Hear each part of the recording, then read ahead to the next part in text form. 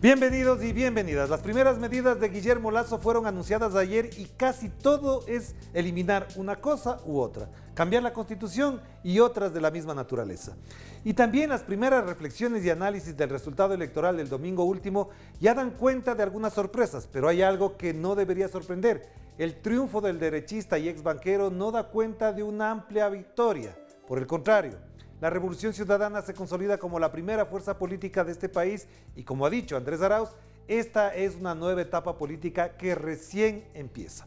Para hablar de este tema, hemos invitado al ex candidato vicepresidencial finalista, Carlos Rabascal. Qué gusto verte, Carlos. Orlando, qué gusto verte y gracias por esta invitación. No, muchas gracias. Me siento como en casa, tú sabes la amistad que hay, claro que sí, y la cercanía que hay con este medio. Además, es el único candidato de los 4 que vino a este programa y eso es un agradecimiento especial y particular que te hacemos. ¿Cómo te sientes? ¿Cómo vives ahora ya el impacto del resultado? A ver, evidentemente siempre uno quiere ganar, pero los resultados que se han obtenido marcan un triunfo real, un triunfo del pueblo, un triunfo de la ciudadanía, un triunfo de aquello que nosotros veníamos proponiendo, Orlando, desde hace mucho tiempo, la unificación del progresismo. Más de 4 millones de votos, más de 4.100.000 votos que confiaron en la propuesta de Andrés Arauz y Carlos Rabascal, no es otra cosa que un aval del pueblo ecuatoriano de decir queremos y pretendemos que esa visión progresista se instale en el Ecuador. Hoy tenemos que reconocer que hay una transición entre un progresismo del ayer que estuvo 10 años, que generó muchos buenos resultados, que mejoró la calidad de vida de los ecuatorianos, frente a un cambio generacional y de rostros. Y ese cambio generacional y de rostros tuvo un impacto en la ciudadanía. Y en ese impacto en la ciudadanía obtuvo más de 4.100.000 votos. ¿Qué significa eso? Entonces, significa que ya tenemos un gran punto de partida para que esta transición nos permita seguir fortaleciendo el proyecto político a efectos de, no de cara tan solo a una elección, sino de cara a cohesionar ese proyecto político, de involucrar a la ciudadanía, de empoderar a la ciudadanía y hacer de este proyecto político un nuevo gobierno en el futuro. Ya, de todas maneras, con todo lo que me acabas de decir, incluso yo le escuché el discurso de Andrés Arauz, estuvimos ahí el momento que lo emitió, y también te he escuchado tus declaraciones en entrevistas de prensa, una hace pocas horas, digámoslo así, y en función de eso te preguntaría, esa diferencia de 300.000, 400.000 votos que tienen entre el primero y el segundo lugar, ¿cómo lo explicamos más allá del impacto que tiene en el resultado final? Es decir, desde el punto de vista político, ¿por qué no se pudo superar esa cifra? A ver, recordemos y tendríamos que desagregar las cifras, ¿verdad? Costa, sierra, Amazonía y región insular. Pero focalicémonos básicamente entre costa y sierra. Está claro que este proyecto progresista en la costa caló, porque hemos ganado en la costa, caló. Pero en la sierra tenemos una deuda pendiente y no reconocer aquello sería agrandar el problema. Y en particular en Pichincha, donde prácticamente la diferencia es de 490.000 votos. Correcto. Entonces, ahí habría que hacer un análisis cualitativo, más allá de las percepciones que tenemos en este momento. Las percepciones son de carácter subjetivo, pero el análisis cualitativo, mediante una investigación, ya va a ir encontrando las causas reales que van más allá de la percepción. Y es lo que tendríamos que investigar. En Pichincha y en la sierra no nos ha ido bien. Ahí hay una tarea pendiente y una tarea pendiente que hay que corregir y que hay que honrar. Yo creo que tenemos que hacer mucha más presencia en la sierra y aquí en Pichincha y una política de mucha más cercanía.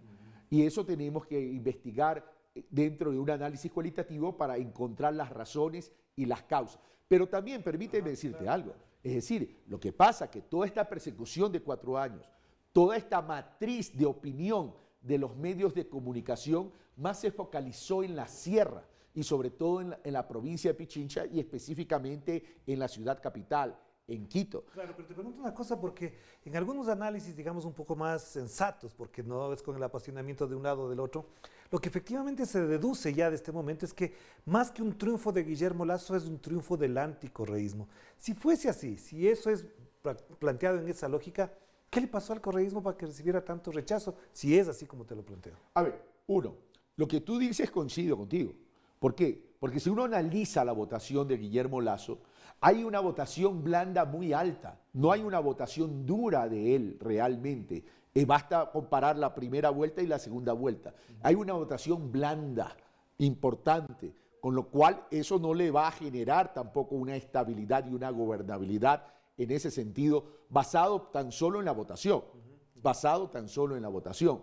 Ahora, ¿por qué el anticorreísmo se posicionó mucho más en la sierra, fundamentalmente?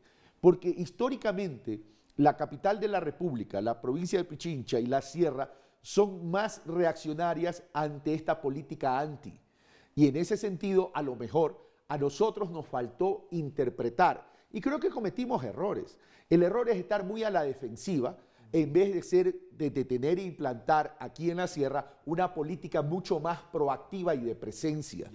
Eso nos distrajo tiempo, nos distrajo en términos de acciones pragmáticas que yo creo que debemos reconocer porque nos faltó mucha presencia en la sierra. Es cierto, y no quiero ni siquiera apelar a una defensa particular, sino que efectivamente hubo unos ataques, en algunos casos infundados, a los cuales tenían que reaccionar. Lo del ELN, lo del Banco Central, la desdolarización, convertirnos en Venezuela.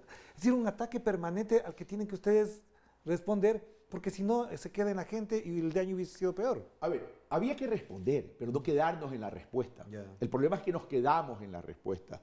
Pero esto te da otro elemento. Es la inversión económica financiera en la campaña del señor Guillermo Lasso. En términos de esta campaña sucia, de esta campaña negativa, en esta campaña gris o campaña B, como se lo llama dentro de las consultorías políticas. Solo te interrumpo un minuto. Solamente al final de la segunda vuelta se bajan 120 páginas de Facebook que eran de ataque, pero ya estaban al final de la segunda vuelta. Y además reconocidas por el mismo Facebook, claro, en el sentido que eran páginas que se habían constituido para dañar la imagen de Andrés Arauz. Así es, o sea, ahí hay un reconocimiento, y esto es importante que la ciudadanía lo sepa, porque esto no lo estamos inventando nosotros. Es la propia organización Facebook quien denuncia esta constitución de páginas para atacar la imagen de Andrés Arauz. Pero por otro lado también, estos ataques simultáneos, ¿qué te reflejan? Que no hubo una sola propuesta de parte de Guillermo Lasso, ni en la primera vuelta ni en la segunda vuelta. Básicamente se enfocaron en una campaña negativa, en una campaña sucia. Yo me pregunto, ¿así se debe hacer política en el Ecuador o en el mundo entero? Yo creo que hay que tener respeto por la democracia, porque el respetar a la democracia es respetar al pueblo, en este caso ecuatoriano. Y vamos a presentarte, Carlos, para el análisis, una tabla que acaba de publicar el Movimiento Nacional Pachacutic en calidad de boletín de prensa, pero que nos sirve, digamos, para el análisis. Ellos dicen, votos nulos suman el 17% y junto a blancos y ausentismo el 32%, que no votamos por Lasso ni Arauz. Y como pueden ustedes apreciar en el gráfico, el movimiento Pachacutic suma ausentismo, blanco y nulo para dar una cifra de 4.138.000 votos que darían un 32,54%. El ausentismo no se pueden asumir ellos, de entrada eso es natural. Pero si vemos estas cifras, nos damos cuenta que la diferencia no es tan grande entre Guillermo Lasso y Andrés Arauz, pero también el impacto que tiene el voto blanco y nulo sí determinó también el resultado. Frente a este cuadro, ¿cuál es tu lectura, Carlos? En primer lugar, evidentemente, haciendo abstracción todavía de la segunda y la tercera línea, que ya la vamos a analizar, vamos a la primera línea y vamos al contexto en que Pachacutic dice esto. Esto es marketing político de ellos, claro, que quieren decir que han triunfado también porque dicen que hay 4.138.000 votos que son ausentismo blanco y nulo y se lo atribuyen a ellos. Claro. Eso no puede ser. Así es decir, si no me equivoco, entre blanco y nulo está en el 16%, sí, ¿verdad? 17%. 17%, por tanto no es el 32%. El ausentismo es histórico además. Que sí, que entre el blanco y nulo habría que analizar, pero ¿qué significa blanco y nulo? Claro. El blanco y nulo, ¿qué significa? También es un agotamiento de parte del elector a la política ecuatoriana, porque todos estos espacios de discusiones, de insultos, de descalificación, terminan agotando al elector. Claro. Y en ese sentido también tenemos que aprender esa lección. Pero eso fue forjado, forzado y desarrollado por Guillermo Lasso, porque buena parte de los análisis que hicimos, incluso el día de ayer con Diego Paul, un consultor importante de este país, dice que el generar miedo, incertidumbre y ataque aleja a la gente de la política. Es cuestión de leer los textos de consultoría y de estrategia política y lo sabemos. A ver, ¿qué tan distinto fue? Recordemos quién es el estratega de Guillermo Lasso en la segunda vuelta, ¿no? Es Jaime Durán Barba. El mismo de Macri. El mismo de Macri, la misma estrategia de aquel entonces y el mismo del ex alcalde de Quito. ¿Sí? Que ya sabemos cómo terminó. Que ya sabemos cómo Porque terminó. algunos dicen es fabrica buenos candidatos, Claro. pero Entonces, pésimos la presidentes. política del miedo, Sí. la política del miedo, esa estrategia, ni siquiera política, es una estrategia del miedo de construir percepciones y manipular los sentimientos y manipular las emociones y querer incidir en las percepciones, es lo que ha sido recurrente en la estrategia de Jaime Durán Barba. Claro.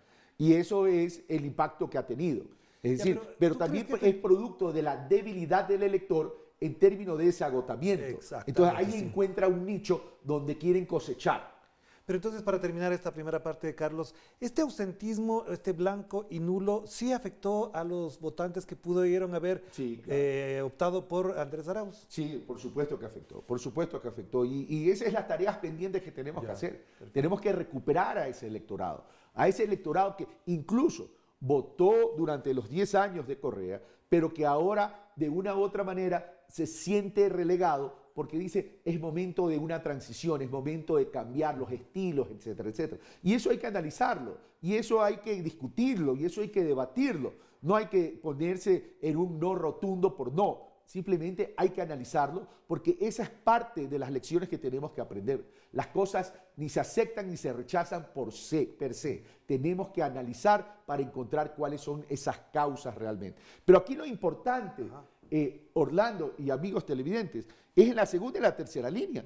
35,94 que representan 4.592.000. Estamos hablando de votos totales, Guillermo Lasso. Versus nosotros, el binomio Arauz-Rabascal, 4.158.032,58. Primero que la diferencia no es grande como se la ha tratado de hacer ver. Exacto, En primer lugar. Y segundo lugar, tener 4.158.000 votos a pesar de los 4 años de persecución, a pesar de todo el intento de las autoridades electorales, con la presión de un contralor que hoy está preso. Que hoy está preso. Que el día de hoy, Que el día de hoy está no preso. En la antes. madrugada de hoy está preso. Ya. Es decir, que quisieron descalificar el partido, que quisieron descalificar a Correa, que quisieron descalificarme a mí como sustituto de Rafael en la papeleta electoral, que quisieron bajarse al binomio, que además decían abiertamente en las redes sociales, que decían que si ganaba Arauz y Rabascal, llamaban a las Fuerzas Armadas para que no nos dejen posesionar. Todos estos elementos hay que entenderlos, todos estos elementos hay que tenerlos presentes, porque aquí el fin justificó los medios en la campaña del señor Guillermo Lasso. Hoy es presidente de la República, es presidente electo, no está posesionado todavía. Vamos a ver qué hace y ojalá respete los elementos democráticos y ojalá, por el bien del país, pueda sacar a la gente de la pobreza. Vamos a la primera pausa y efectivamente al volver estaremos analizando ya en perspectiva política, en perspectiva incluso histórica, qué significado tendría para el Ecuador una presidencia de Guillermo Lasso y por supuesto el rol que jugaría la Revolución Ciudadana, Andrés Arauz, Carlos Rabascal en esta nueva etapa. Vamos a la pausa y enseguida volvemos aquí en Enclave Política.